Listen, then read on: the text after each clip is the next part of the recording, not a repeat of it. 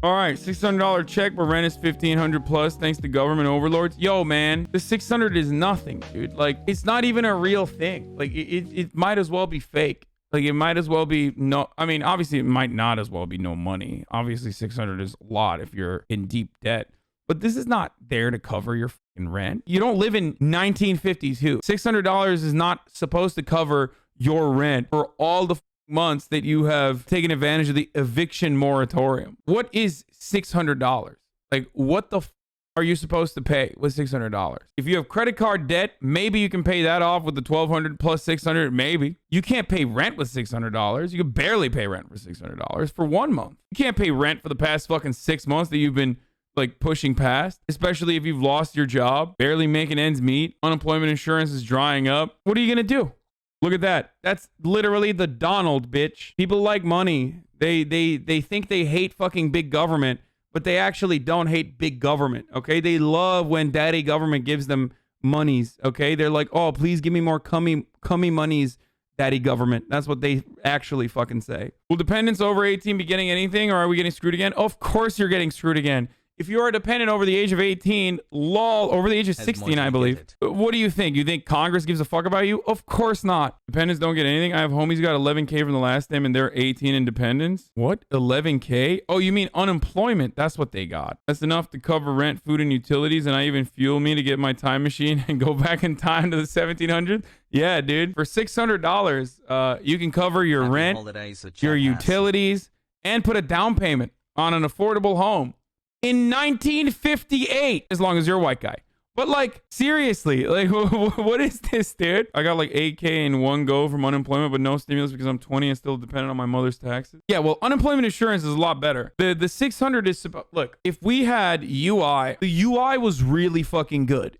Anyone who tells me that the UI was not good and a solid amount of money is wrong. I will fucking defend it. It was better than OECD nations. Like, it is unheard of in America. But the only reason why the unemployment insurance, the weekly $600 additional payments on top of your regular unemployment insurance was good was literally because they were willing to give that to the workers that were laid off because they were giving trillions to corporations. And it was insanely fucking good. And most people that say it wasn't good literally weren't on it. That's why they're saying it. And they're speaking for what they assume is the position of the working poor. I know people that are in my community, they're fucking my moderators and shit that were on unemployment insurance that absolutely noticed and recognized that it was life-saving. I have friends that were on unemployment insurance that saw it as life-saving. It was amazing. It was really fucking good. $300 of additional spending, even though it's not going to adjust to all the weeks, like it's not, there's no reimbursement for the previous weeks, is still decent. It's not as good as 600, but it's still fucking goddamn decent as shit. So those are the good parts of the bill, okay? Overall, this bill itself is, how do I describe it? It's less than what was necessary. So in that sense, it's still bad, but it has no parts that are bad, like on its own bad, like wealth transfer to corporations bad, like all of that went away. And there's no liability as well for, there's no liability protection for corporations in this bill as well. So it's mid. Damn, this is a mid bill. If you were to believe Nancy Pelosi, and you should not fucking believe Nancy Pelosi ever again, you would think, oh, more bills are coming and that's why this is acceptable. Fuck off. That is bullshit. Guess what? Nancy Pelosi said no to the 1.8 trillion because she was like, she wanted to hold out for 3 trillion or 2.2 trillion. And at the time I defended her. Nancy Pelosi then said, we're not going to do this. We're not going to push for it. We're not going to push for the 1.8 trillion that Donald Trump wants to put together. And I defended her.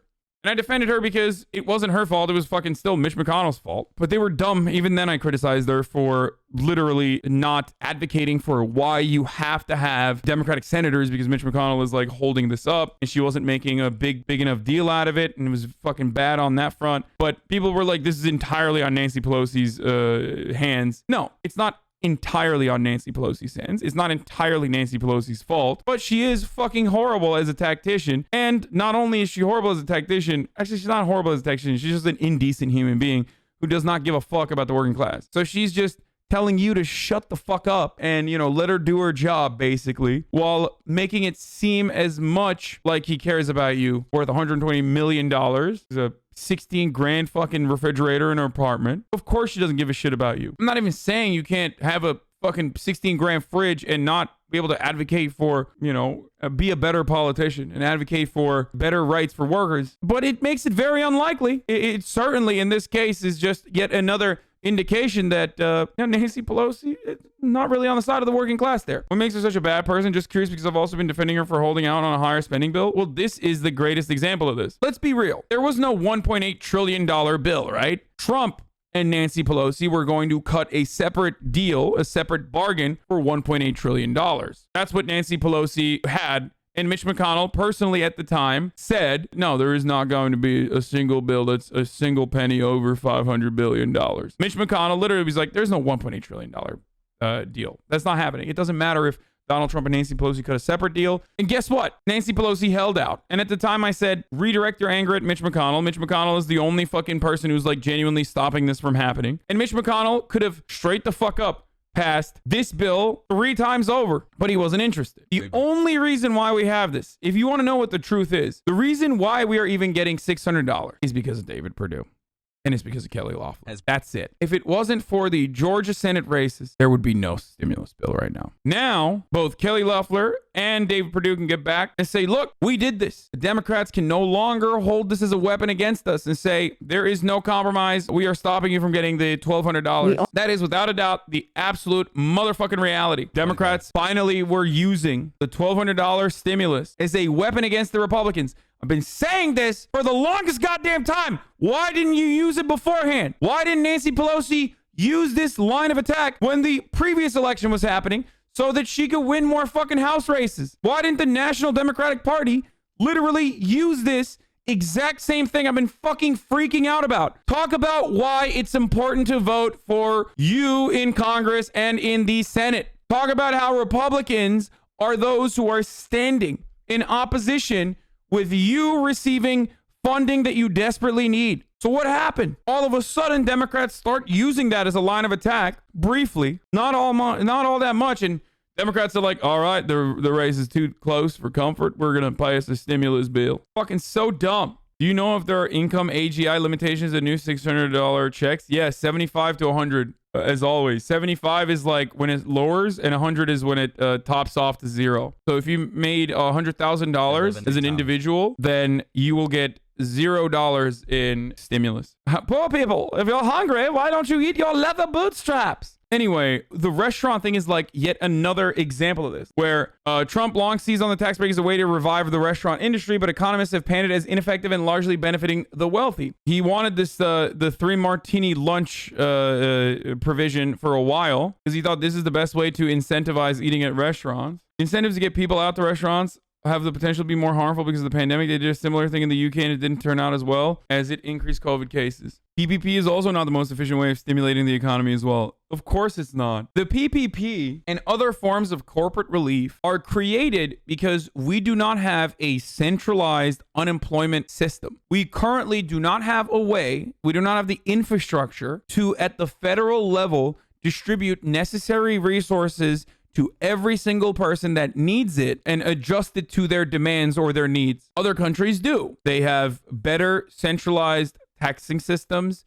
They have better centralized unemployment systems. They can literally do that. They can be like, all right, here's your unemployment. Here's your direct stimulus. Like, we don't have a way to even give everyone a digital wallet at this point, for example, so that they can even get checks. They can even receive checks. We operate like a fucking developing nation. Because of this reality, the government has to find a different way. They have to hope that small businesses are kind enough to take the PPP and then give it to the workers, which they don't do, of course, because why the fuck would they?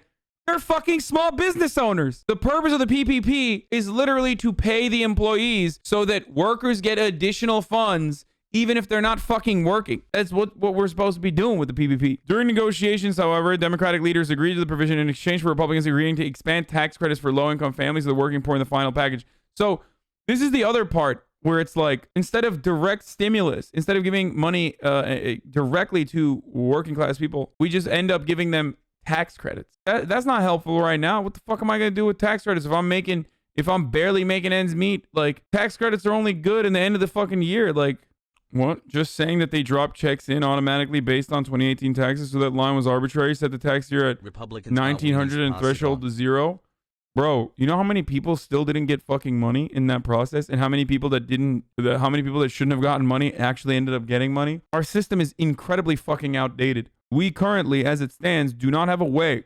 And the only way to distribute that is either through bank accounts if you've paid your taxes. There's millions of people who haven't filed any taxes yet. There are millions of people who don't have bank accounts that are connected to the IRS. I have a bank account that's connected to the IRS. The IRS still mailed me my fucking check. That system is broken fundamentally. The new COVID bill relief contains $500 million for Israel. Wait, what? Of the amounts appropriated this act under the headings of procurement, defense-wide, and research, development, test, and evaluation, $500 million shall be for the Israeli cooperative programs, provided that this amount, $73 million, shall be for the Secretary of Defense to provide the government of Israel for the procurement of the Iron Dome defense system. Right now, the bill isn't just the COVID bill; it's both the omnibus spending bill and the COVID stimulus bill. Yeah, that these are probably provisions from the omnibus spending bill.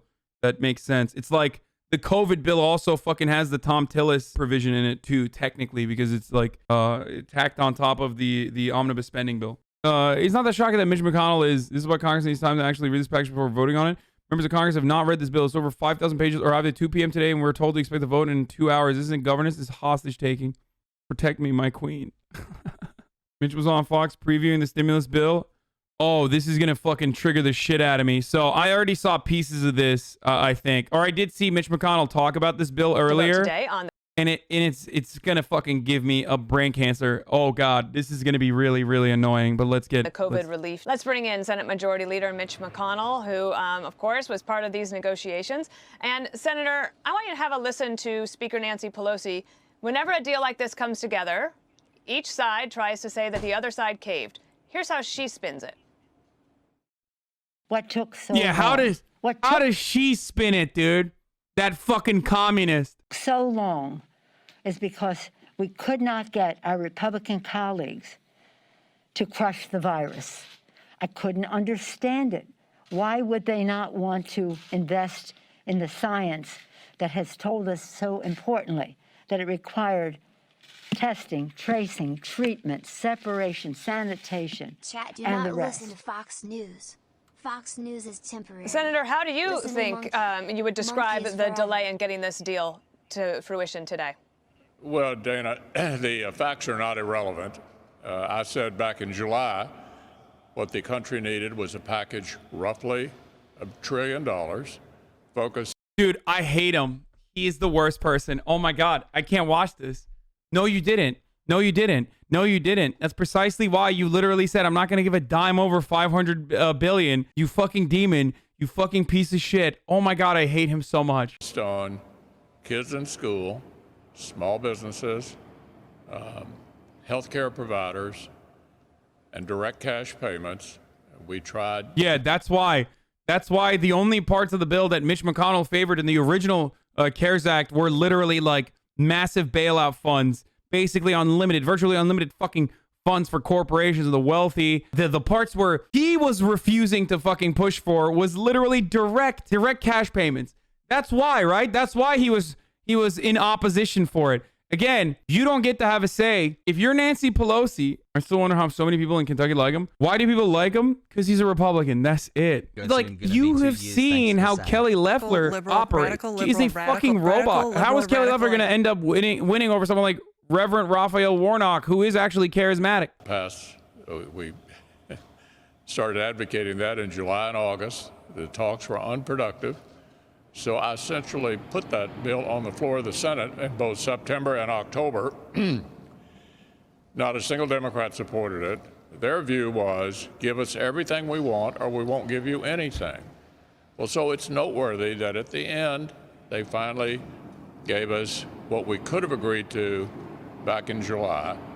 I think what held it up was they did not want to do anything before the presidential election. I think they felt that that would disadvantage the president. But look, we finally got it done. We got it done in exactly the same amounts and with the same configuration that we would have been able to do back in the summer, but for all the intervening election shenanigans. Yeah, to be perfectly honest, I'm going back on it. I think one of the worst things that we did was ban plastic bags to save the turtles. We literally should have an exclusive plastic bag in rule in Kentucky. Clap all the turtles in Kentucky just to be safe. Turtles have had it good for far too long. They fucking sure have, dude. Yeah. When What's-His-Face was writing Pan's Labyrinth, he took a lot of inspiration from Mitch McConnell and the way he looks. He wanted to put what the inside of Mitch McConnell looks like on the outside. This is what it looks like. At the end of the day, when Mitch McConnell goes back into his crypt to hang upside down from the ceiling and lay still in place, this is what he looks like. He takes the fucking skin suit off, and this is what it looks like. Why did you do this?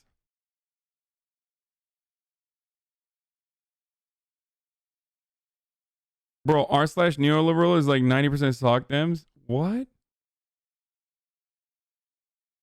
Dude, please stop, you fucking nerds. Yo, we need to start oppressing nerds again.